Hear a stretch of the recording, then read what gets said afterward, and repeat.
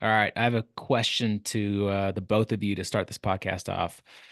Scott, how old are you? 38. 38. Okay, you're not quite there yet. I'm 44. Dave is the same. I felt like at about the 40-year-old mark, there's this thing that started to happen where I like had to wake up every single night at like 3 a.m. to pee. And that was exactly what happened last night. 3 a.m. on the dot, had to pee. And then I wake up and my mind just starts racing and I started thinking about this podcast. Does that ever happen to you, Scott? That you woke up at 3 a.m. and thought about me while you're That's peeing? that's exactly where I was That's going, exact. Scott. He Yeah, that's he's habit exactly stacking, dude. He's habit stacking. So in the morning, he That's wakes awesome. up to pee, and then his habit stack is to think about Scott, right. and then whatever happens. Perfect. That's yeah. Happens to me all the time. I can't stop thinking about you Oh, guys in the middle of the night either. man. Thank you. Thank you.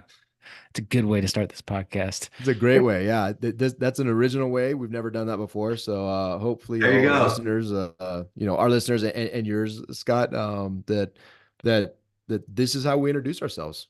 This is how we I introduce am I ourselves. am similar to you though. If I get up, because we got four little kiddos, if I get up, if there's a baby crying or something and it's post 3 in the morning, I've just learned, looks like my day starts. I'm up and Starts. running, Giddy up. stack it, go, My brain work starts running, out, man. read, think, pray, meditate, let's run. That's And it. maybe I'll take a nap at 2. We'll see. That's But it. yeah, No, I typically crash at like 7:30, 8 o'clock. That's what happens. So I expect myself to be in bed at like 8 and crash. So there you go. yeah, yeah. Well, Scott, hey man, I love your content. I love everything that you're doing, your mission. And let's just get into it, man. If you could just give us a little bit of background about who you are and what you do. Yeah, so we have a mission to help 50 million families uh, be financially competent kids, right? I'm the leading expert in financial literacy. We've helped about 7 million families now in all of our companies, but mainly what we focus on is how do you help families thrive, right? We call it legacy. When you hear the word legacy, though, it's people get a little antsy, right? Like they think, oh, family legacy means like the Trumps and the Rothschilds and the Vanderbilts, and I don't really care about all that junk because those people are all messed up, right? That's not what I'm talking about. What I'm talking about is having a last name that means something, and it's raising kids to blow by you in every way. So in values, mindsets, and faith, and skills, and financial competency, in impact in the world, the value they create. How do you get kids to blow by you and not go from like rock star family generation, the next generation, is spoiled and entitled, and the next one's ruined, like the strong men, good times, then you go weak men, bad times. Like, how do break that cycle and really short stop it? So we've learned now over the last 10 years of meeting with families, we've found the strategies to do that. And so that's what I do for my life now is we created dinnertable.com and we help families learn how to do this in their home. And it impacts their marriage. It impacts their children. It impacts their extended family and friends. It impacts their business, their growth, their mindset, everything. So for me, it's like little ripples, dropping stones in the pond and let the ripples go all the way to the edge.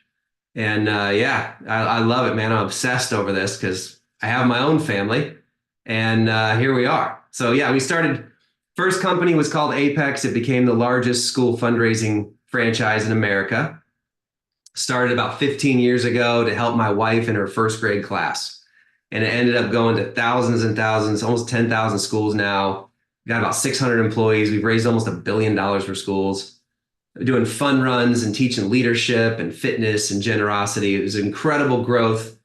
Well, I started to realize kids are not learning what I want them to learn in school, right? They're just not learning critical thinking and practical skills and financial competency. And it's not on the teachers. They're following Common Core. These teachers are angels. My wife was one, okay? So that's when we launched Gravy Stack. A bunch of things that led into Gravy Stack, which is now the world's best banking app for children and teenagers and college kids to really learn how to earn, learn how to manage money, learn how to invest. And it's all through like fun gigs and missions and challenges that they do to be able to automate really the learning that they need for a successful life. So that's Gravy Stack, and now Dinner Table is the training for families. So they're all kind of under one umbrella. But yeah, that's what I do, man. I help families thrive. I love that, man. And I'm, one of the things you mentioned this idea of passing things down. And I've heard you said on a previous podcast, you talked about the difference between heritage and inheritance, right? And I loved how you Yeah. frame that, because I think so many of us get lost in this idea of what does it truly mean to pass an inheritance? What does it truly mean to have a legacy, right? And I think so many of us are just confused about those ideas because, well, like money, right? We are passed down what our parents or what those who are passing the legacy down know, and quite often, unfortunately, it's just they don't really know that much, and it's not coming from a place of literacy or competence, and so that is just a perpetuated and watered down throughout the generations. And so I love what you say about that, and if you don't mind, just touch on that a little bit, the difference between heritage and inheritance. Yeah, this is one of our 18 strategies. So let's just get right into it. I spent the last 10 years trying to find the best 100 families in the world, right? We've served millions and millions of them. I have an incredible network of people, been in a ton of masterminds, had the privilege of traveling all over the world. But my whole aim is I want to find the best families that raised kids, grandkids, and great grandkids to blow by them. That's my metric. Some are billionaires, some used to be because they gave it all away, but some are just normal families that are just crushing it in their communities. Amazing business owners, just amazing people. And the more we learn from them, the more we realized the 18 strategies that we have that we now train on. And one of them is heritage. Your kids need heritage, not inheritance. It's a last name that means something, which is way more important than how many dollars you die with. Okay. In fact, 90% of generational wealth is gone by the grandkids. So it doesn't just ruin your kids, it ruins the next generation after them. And what I studied was what's underneath that 90%. What's underneath that number is divorce, estrangement, victimhood, entitlement, silver spoon, mental health, violence, like all these crazy things that you see underneath it. You know what Jordan Peterson said one time to me?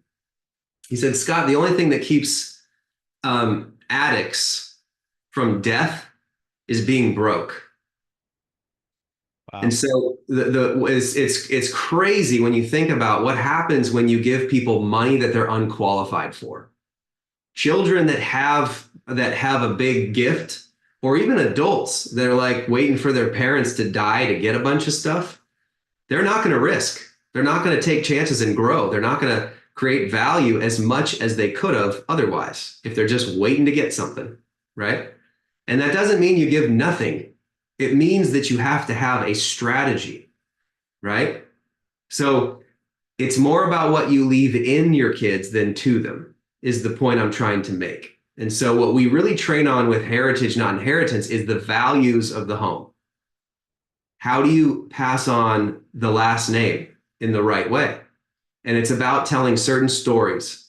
It's about creating this culture in your home where you are calling out and celebrating the stories that mean what your family believes and the values you hold dear. Because kids think in story. Kids don't think in mission statements on your wall, right? In 30 years, they're not going to be around a campfire or the dinner table talking about some mission statement on a wall. They're going to talk about stories. And so your job is to be a great storyteller. If you want to kill a family, get rid of the chief storyteller. I mean, why are we almost at World War III, guys? It's because all the World War II vets are dying. Stories matter. Stories matter. And that's what it means to have heritage. So what I tell people is, look, take your inheritance and the way you think about all this and put it into heritage. Put it into the coaching and the mindsets and the family meetings and the dinner views that we do. Like, really focus on that. Because once your kids are like, once you've paid for half of college and let them figure out the rest, or don't do college, do trade school and let them start crushing right away and not get propaganded. Like, once you've covered that, you want them to take the baton and run. You do not want the bank of mom and dad open. Because if you think about inheritance, That just means that the bank of mom and dad is going to be open until you're dead. It's really what that is. And so there is a way to do gifts at 25, 35, 45 years old. There's a way to help them when they get married. There's a way to do their first home. There's a way to do car, college, their first phone. There's ways to train it up so that you don't breed entitlement and spoiling and victimhood and anxiousness, right? There's a way to do it. And that's what we want to try to help people with. So it's heritage, not inheritance. Yeah, that's so good. I'm curious, you said that you've been on the search for 100 of the greatest families, and we talk a lot about in our men's mastermind group about just this idea of redefining success. Like, what does success really even mean? Because I think people use the definition of success very poorly. A lot of men specifically have a terrible definition of success, and I'm curious, like, what is that for you? And like, how are you finding the most successful families, quote unquote? And what does a good family even look like? And how are you finding those? Yeah, success is significance. People say move from success to significance. I'm like, no, success is significance. It's who you loved and who loved you in your life. And with these families, there's like this smell that comes off of these families. You can sense it from a mile away. And there's this Danish term. It's called hygge. It's one of my favorite words in the entire world. It's a Danish term. It's called hygge. It's spelled weird. You can Google it. But it's this Danish cultural term that means, what is the smell of your family? What is the smell of what people feel the moment they walk into your home? What is the scent of your hospitality, your generosity, your care, your love as a family? It's called hygge. It's a brilliant word. I wish we had something like that in English. But I love that idea because these families that we've seen, it's like, whoa, like they're radiating in the way that they love each other, the way that they build each other. They value relationships, but they also value results. How do you do that? Right?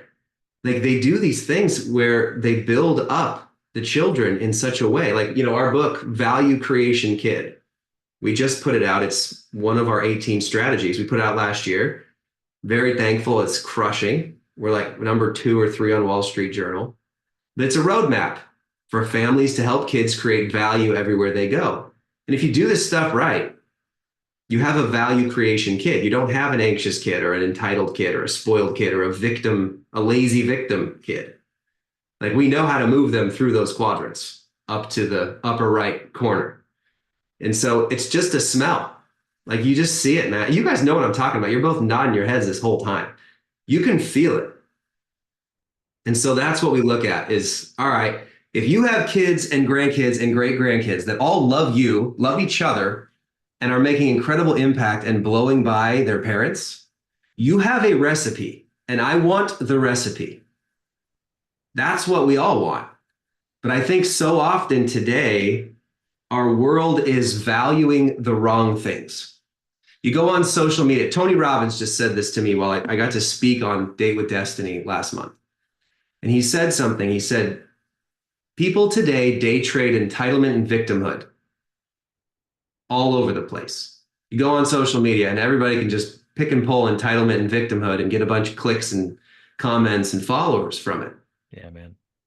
That's the problem we're facing. Is when you raise children in that environment and then you mix that with keeping up with the Joneses, everyone calls me the financial literacy expert. And I'm like, money is not the first thing you think about.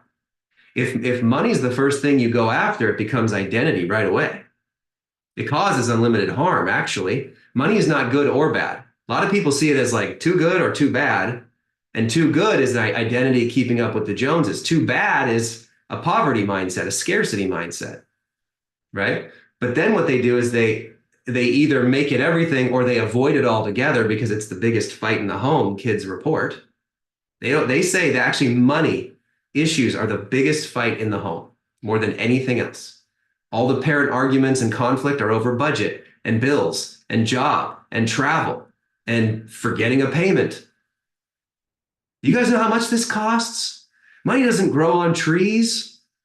Do you know how hard I worked to get you this and you guys just took it for granted? Do you know how much Disneyland costs? Like, they just hear this stuff. So then kids go, forget it. I don't want to talk about money. It's a fight. And parents have no clue how to teach their kids about this stuff. So you want to talk about something crazy that I've never talked about really publicly? Let's do it. Money trauma. I'm realizing, 7 million families, you start to see some sort of links. Money trauma might be the biggest one that no one's talking about. There's a lot of trauma that happens to us when we're young, a lot of acute trauma that we remember, childhood wounds. But I don't think what any counselor or therapist is qualified to actually talk about is the money side of things that causes so much of this stuff. And money trauma, whether you are, trust fund, parents paid for everything and they bought your love or coerced you with money or bribed you with money, right? Because there was a lot.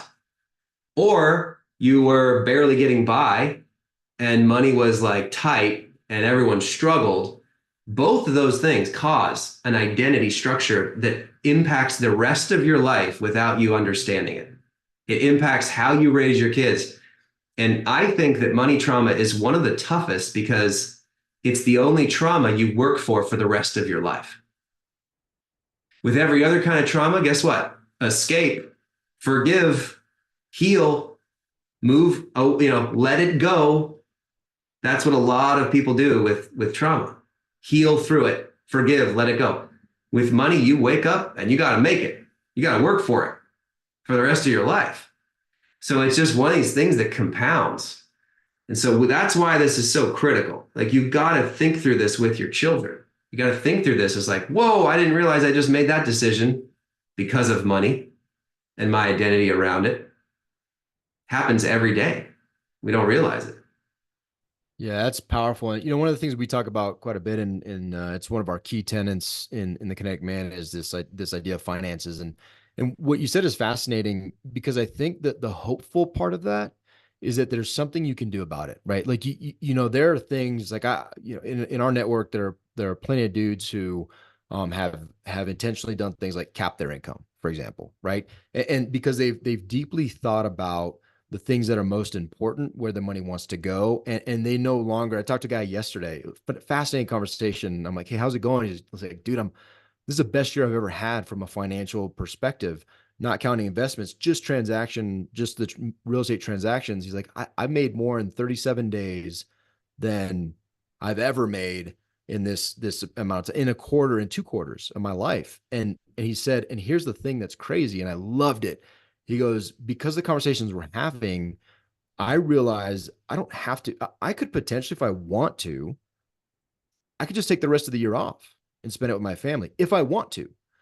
Or I can do, different things. And the point was that he had not considered previously that he could just like cap his money, be completely in control of his finances and the level of effort he puts and where he puts it. And then, to your point, where it's going to go eventually as well, right? Like, having a plan and being intentional. And I love what you said about fragrance. The first thing that popped in my head when you talked about, the smell, was when the Bible talks about the fragrance of Christians, the fragrance of faith, and using that very specific word to highlight that sense, that feeling you get. It's beyond auditory and visual. It's this fragrance. It's what you smell like.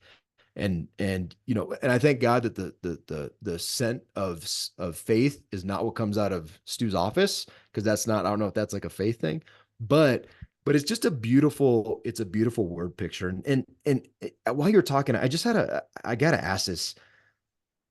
I think it's fascinating, and it's interesting to me that almost always when I talk with folks about inheritance or this idea of finances, to get very intentional with it, right? To make it like you said, not good or bad. A lot of faith-based, well, money is the root of all evil. No, you misquote that. It's the love of money, right?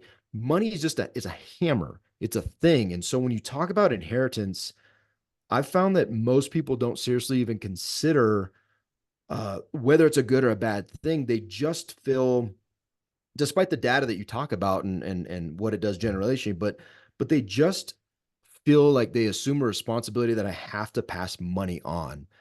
And there's no context outside of, I feel a certain way and this is what it looks like. Why is that? Like, why are we so, when we have all the data Yeah. about the lottery and how bad it is for kids to get, and we have amazing books like Die with Zero, which was absolutely life-changing for me, all these different things, we still fall into this trap of, well, yeah, but I gotta leave them. Some, like most of the guys I talk to, outside the mastermind, that's how the conversation is like, I don't know, man. I just have to leave them money. Like, wow, we've made no progress. Why is that? Money is security to a lot of people. You have an entire financial industry. Like, in fact, most of our licensees right now. So, because we're licensing the dinner table content. So, business owners can give it to their clients now for free. Give them the courses on family money skills. Give them the legacy workshops. They can just pick someone on their team and train up their clients and employees. We're licensing this. Churches are licensing this. Coaches are licensing this and turning it into a business, right? We have all of it automated for you to grow and become a family coach. Okay.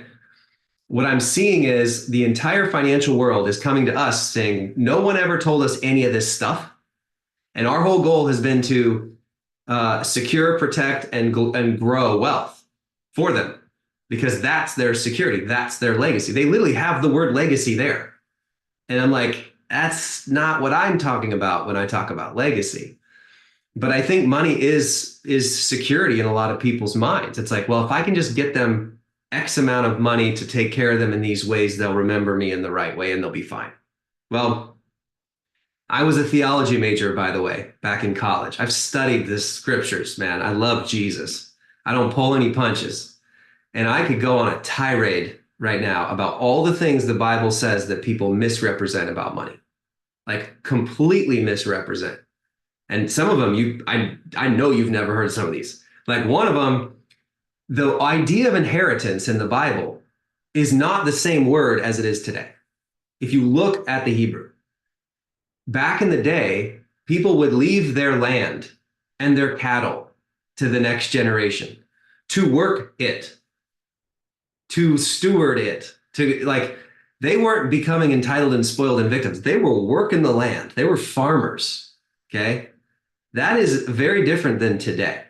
Okay. If you actually look at the translations to today, what that actually means is more mindsets, an inheritance of faith, an inheritance of the family values, an inheritance of the skill sets to thrive and make more impact in the world. That's true inheritance today. If you look at biblical definition, okay? In fact, you can look at a lot of people throughout the Bible that were handed a bunch of stuff and just went off the walls. How many generations of Israelites, like they finally got things smoothed out and then one generation died and they forgot to carry on the heritage and they just totally fell away. David, King David, the man after God's own heart, the moment he's like stopped driving and building and growing and going to war, he literally sees a naked woman bathing on top of a roof and kills her husband, commits adultery, and then as a consequence, his son dies. Like, talk about ripping your life into from comfort, right? Solomon, the wealthiest man that ever lived in today's terms or back then, literally just like wrote Ecclesiastes. It's like all of it's meaningless. Like this is all worthless. And he even Smokes, fell grasping away. vapors. Grasping vapors, like dust to dust, screw it all. Like he even fell away in his comfort and luxury, right? But there's just so much I could go into there. But I think the point of all this is, where's your security? Where does your identity truly lie? You know, the love of money is the root of all evil. Money's just a tool, you guys. Money makes you more of what you are.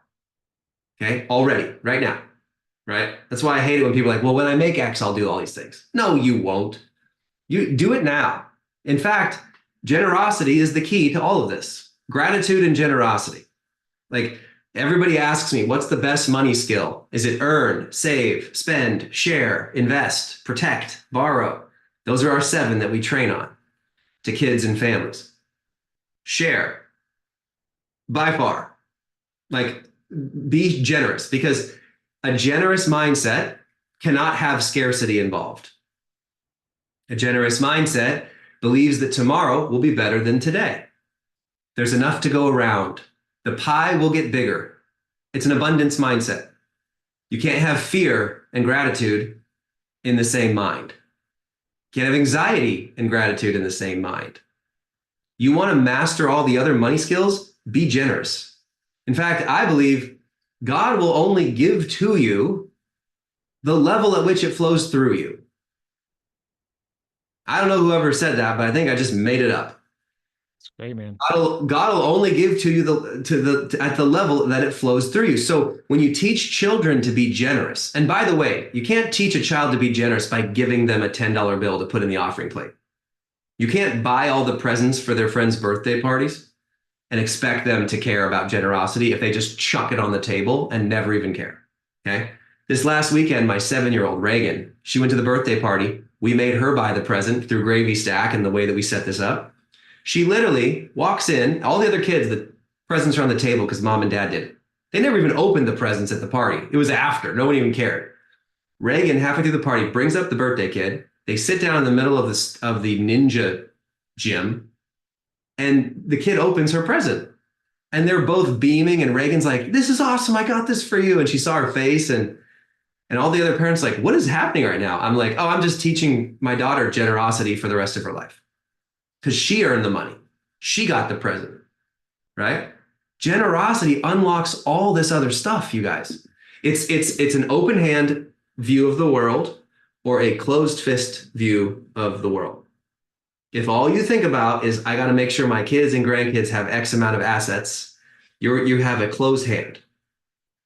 The best families, almost 100% of these families that I've met and learned and sat with, and these are friends of ours now, they have charitable trusts as their focus. They have their 5 do's and don'ts of what they care about for stewarding God's resources. That's the point. And now they're able to have future generations give together, which binds them closely, keeps strong values and heritage, and gives them such a sweet smell as a family. It's that easy. And it doesn't have to be 100% of it. Like, I'm not saying go crazy here. I know the riches are in the niches, and I'll say something really controversial that makes everybody like click and comment and blah, blah, blah. I'm not that guy. It's not everything, but it better be enough to where you feel it. You know, they asked C.S. Lewis, how much is enough to give? Like, how much should I give? How much is enough? Is it a tithe? Is it pre-tax? Is it post-tax? And he goes, until it hurts. Yeah. What a brilliant response. Fantastic. Give until it hurts, man. God will only bless you to the level of which you are generous with his resources. That's the point. David Green, Hobby Lobby. He's a dear friend. His grandson, Derek, they're amazing. He's one of my good friends.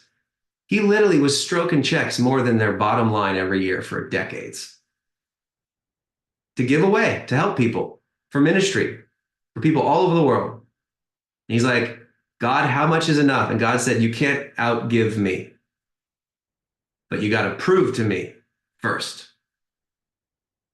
And that's a high calling, man. You know what a friend of mine said one time? He said, you can't take it with you, but you can pass it on ahead. It's a gut check when someone hears that. It's a gut check. And then you have to then answer the question, you actually going to act on that, or are you going to serve money? Which one? It comes down to that. But here's another crazy quote from the Bible. You know that verse about like, let the ox munch on some of the wheat as it's treading the field? I'm not a poverty mindset. I think we're called to enjoy life. Blow money on a great trip with your family. Go be generous. Like, we should not be like penny pinching, hoarding jerks. Budget, that's smart. Frugal, that's a good thing. But we should be enjoying this life too. as we build and grow and serve other people. Let the ox munch on some of the wheat as it's plowing the field. Like people are like, oh, if you get a jet, you're like such a selfish prick. I'm like, really? Because I know friends that are like one of the most generous people, some of the most generous people I've ever met that have jets. And they use it as a time machine so they can be with their family and then get to that meeting in Denver and back by dinner. Like, let the ox munch some wheat as they're treading the field, plowing the field, right? So all these are together in like the ancient wisdom of scripture and have been told through the ages. And I think a lot of people go awry with this stuff and they see money as everything or they see money as nothing. And money doesn't have, you know what money is? Money is a store of value. That's it. That's why our first strategy that we teach is these best families in the world, they teach their kids to create value first, not money.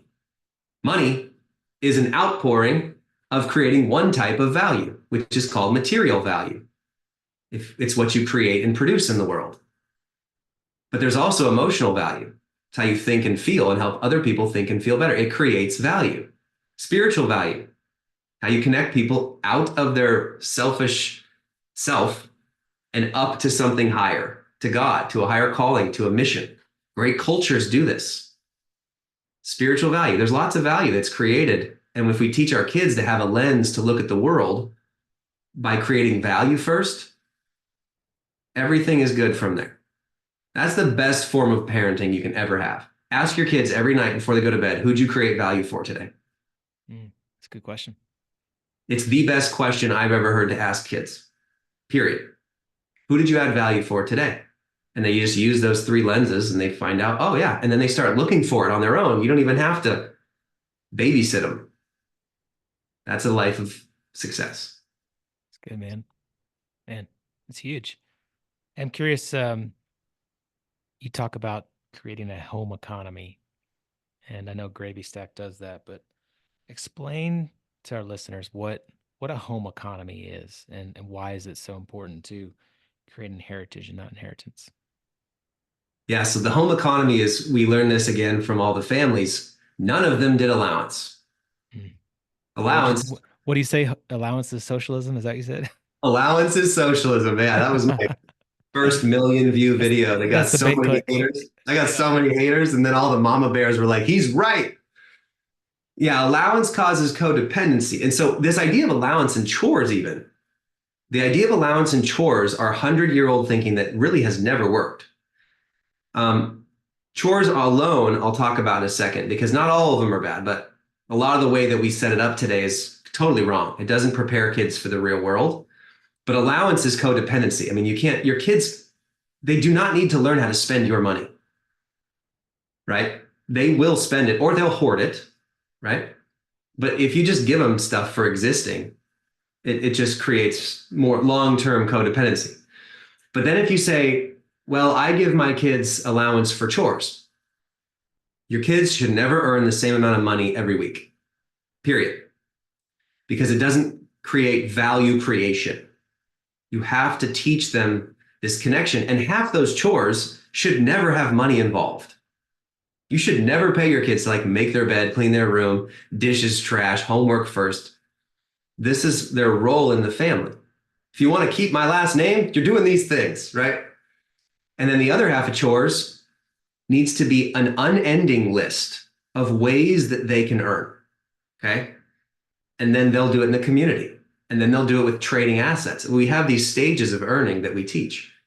So you can't just do this like simple list that you have conflict over every week. And then most people still give an allowance and then it doesn't teach them anything.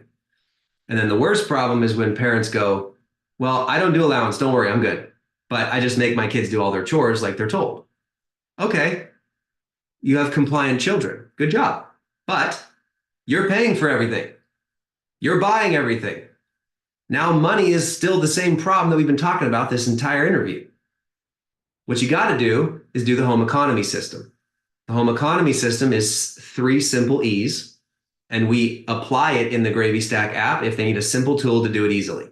Because most parents, they end up getting like a whiteboard or a Google sheet or a checklist or something on the fridge, and they do it for a couple months and they're like, okay, I'm tired. This is dumb. They run out of dollars and quarters and stuff. Me. Yeah, That happened to me. everybody. Oh, 90% of people that try this, they like, it's great, but it's annoying and I don't have time and we're busy. So Gravy Stack, our app, it's free to download. You just get the app, they get their account, their debit card, and it's an automated, auto repeating system of gigs. We don't say chores because that's a turnoff for kids. We say gigs because gigs are way more broad and fun and teach practical skills. So the first E is expectations, the things you don't pay for. That's their habits they're forming. I already mentioned those. The second E is expenses. Here's where all parents go wrong. They think their job is to buy everything because that's what a good parent does. But the truth is, if you want your kids to start to learn financial competency, they need to be responsible as early as age 6 years old for a bunch of different things around the house. Games, toys, sports, birthday presents for friends, social outings, cavities, for God's sakes. All these things that parents could do a quick audit and be like, wow, why aren't my kids paying for that? They should be in charge of that. Well, they don't do that because they don't think about ways to give the kids easy ways to earn and create value around the house or the neighborhood. So the third E, if you pass off the second E, which is expenses, and now parents have saved themselves hundreds of dollars a month that they can now pay their kids to do gigs. Okay. And gigs are not the expectations, they're the extra pay. That's the third E, extra pay opportunities. So these gigs are a huge list of really fun things that they can do around the house or brain gigs to learn to use their brain to create value. And it teaches them all these capabilities for the real world. And so we have all this in a simple list, but it's like, sweep garage, make a meal, clean a bathroom, organize a closet, right? If you implement that system and then you add in brain gigs, which are like, hey, we're going to do a subscription hunt. 10-year-old, can you cancel all the subscriptions we didn't want or need that we were forgetting about? By the way, the average family that does that one game in Gravy Stack saves like $550 right away. Coupon hunts. Plan the next family trip on a budget. You want your kids to like save you $2,000 on the next trip? Have them plan it on a budget, and then they'll own it and love it and remember it for the rest of their life. There's like 100 of those things that we do. Hey, here's a podcast or a book or a YouTube. If you watch this and tell me 2 things you're going to do differently in your life, you get $5. They're called brain gigs. There's a ton of them. They're not learning them in school. You might as well make it fun and pay them because it is creating value for them and for you, right? So you add in all these brain gigs and action gigs together. Now the kids are on fire. They don't need you to tell them to do anything ever again. No more conflict over chores. They won't ask you for money and stuff ever again because they just know where to go. The auto weekly printout of gigs is on that fridge. It's auto repeating and it's one-click pay in the app. One click. And the kids do it. And that's how they learn to budget. That's how they learn delayed gratification. That's how they learn the price of goods. If you're listening to this right now, do your children know the price of eggs? Do they know the price of the underwear they wear? Do they know the price of the basketball that they're playing with? Like, no, most children have no clue. We need to give them these trade-offs between goods and price of goods. Let them make the decision to buy these things or not. And then when it's on them, they rise to the occasion. The number one thing people say about our home economy is that my kids went from arguing over who has to do chores to who gets to do gigs. Huge change. That's huge. So yeah, I love there you that. go. And I think it was you that said, which this quick thing that you threw out there, I'm pretty sure it was you. You said treat your kids as if they're 2 years older, like give them responsibilities as if they're 2 years older, right? And when I heard that, I immediately started doing that, and it's fascinating how in so many ways they step up, right? Like I've got now my 7-year-old boy and my 10-year-old boy, they routinely come home and like turn the oven or turn the stove on and they start cooking their own, I mean, they're open flames and they're toasting bread, and my kid loves avocado toast sandwiches, but he cooks the whole thing, right? Like one of them is all about egg whites only and he's flipping them. And I mean, just yesterday, he's like, Dad, can you help me flip this thing? I have trouble. I'm like, well, dude, you just have to get a bigger pan. And, but like little stuff like that, right? It's so basic, but at the same time, it's not basic. Not a lot of 7-year olds are cooking their own food, right? And I'm No. not saying, not because I'm a great parent at all. It's because just said, hey, dude, like if you're hungry, go ahead and make it. And they did, right? They did. And it's pretty fascinating. Hey, we don't have a ton of time left. I want to ask this question because I think a lot of people that are listening, I think there's a natural tendency, no judgment here at all, but I think there's a natural tendency to be like, man, that's just so much. It's so big. I'm overwhelmed, so I'm not going to take any action, or my kids are too old. Like, what would you tell those folks? Like, hey, it's not too late. How would you encourage people to take action and to actually implement these things and step forward? Number one question I get asked, believe it or not, is this: where were you 20 years ago? So Gravy Stack, the app, like if you're listening, literally just pull up your phone and download the app. It takes you 5 seconds. Okay. It's called Gravy Stack. That's an easy win if you have kids ages 6 to 22. Just do that. Free to go. Start doing the gigs model in the home economy. There's your win right there. But this idea of legacy, people, when I told you earlier, they're like, oh, I don't want to be a Trump or Rothschild. More people, they go, oh, I'm not qualified to have legacy. I've been divorced. I've had issues in business. My kids are estranged or they're just struggling. I hate my relatives, right? My in-laws suck. And they have all these things that they put in their brain to disqualify themselves so that they can be in static mode and have inaction. Well, the definition of legacy is this: the actions, events, and relationships that have a long-lasting impact in somebody's life. So guess what? You're all going to have a legacy, period. You can't escape it. The question is, do you want a good one or a bad one? And our 18 strategies that we train are all simple. Like you just put them in place. They're all actionable. You can see immediate transformation with all of them, like immediate. And so with us, we say it doesn't matter if you have no kids, young kids, co-parenting, grandkids, adult kids that are in your basement at 30. Oh, who cares? All these strategies you can implement wherever you are. And anything that's happened in your life is a setup for the future, not a setback. I truly believe that all that's happened to us in our life is a setup, not a setback. Like, this is why I love Jesus. He's the king of taking terrible, difficult things and transforming them into gold. And a lot of our strategies are like that. So if you want to just take the next step, we have a link. Just go to info.dinnertable.com and we'll give you the 18 strategies. Put your info in. If you want to have a call with one of our experts, our legacy experts, they'll walk you through exactly what to do. If you want to license our stuff for your family or your business or your clients, we'll talk to you about that as well. But you've just got to take the next step. None of this is like crazy. You got to go get a PhD. This is like simple calls. We have a big group of families that are all incredible. And we go through like a strategy a month, simple workshops, courses on the family money skills. It's actually fun when you do it. Because it's not fun? Sitting in struggle and pain. And worst, not knowing if you did a good job. Because parenting is literally like planting seeds.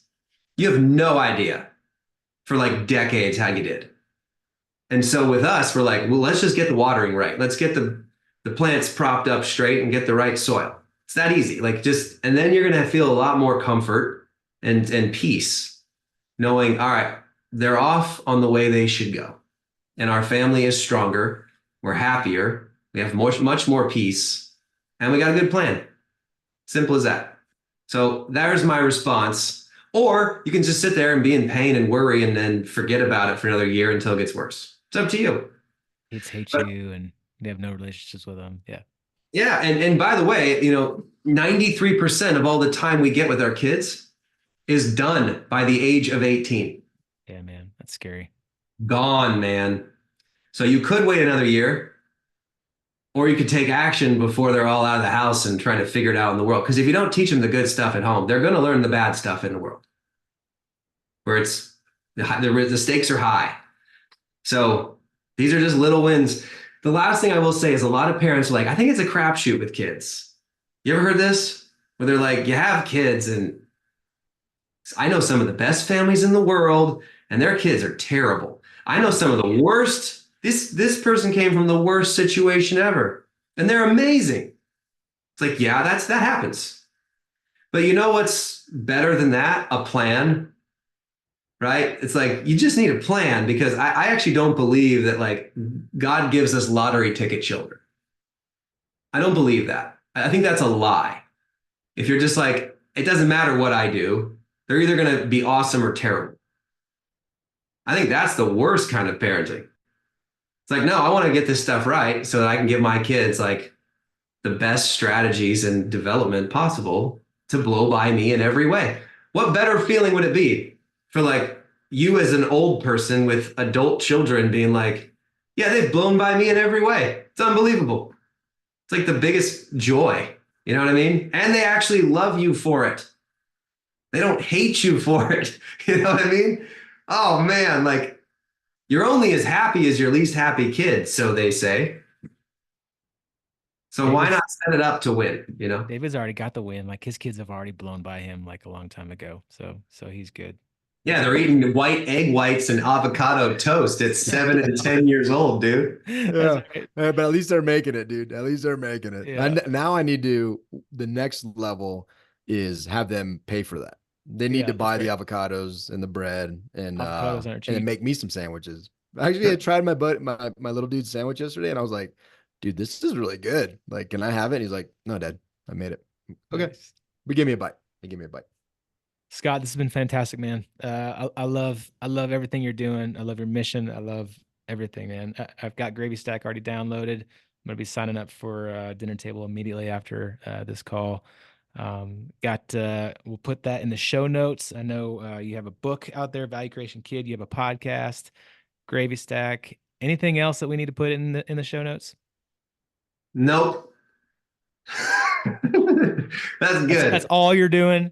That's all I'm That's doing. it. We, That's we, all you're we doing. try to keep it. We try to keep it all under one umbrella. Like if you get dinner table, you get gravy stack included. We Cool. send you the book. Like we try to keep it all in a package. But yeah, I mean, we do all these things for families. We just try to help families. I love it. Love it, man. Well, thank you for coming on our show. And we'll put all that in the show notes. Guys and gals, this stuff is awesome. Make heritage, not inheritance for our children and our children's children. Take action. Let's go do it. Take uncommon action. Yeah, I Thanks, love Scott. it. Hey, Scott, thank you so much for your time. And really, I just want to encourage you, dude. You know, the goal of 50 million families, already reaching 6, 7 million families. There's so much blessing inherent in that you have no idea. It's a scale that only God knows. And you know, when you talk about passing it forward, that's just not inheritance. That's just not money. That's not monetary. That is influence. That is impact, and something that I fully believe you're going to be blessed beyond measure, and God is going to you're going to be able to hear, hey, job well done, my good and faithful servant, right? And that's the goal. Like that is the ultimate goal of our lives is to hear, job well done, my good and faithful servant. And man, you're doing that right now. So I just want to encourage you and honor you in that. And God bless you, brother. You're blessing so many. Keep crushing it, dude. God bless you guys. Thanks so much. Thanks, Scott. Thank you.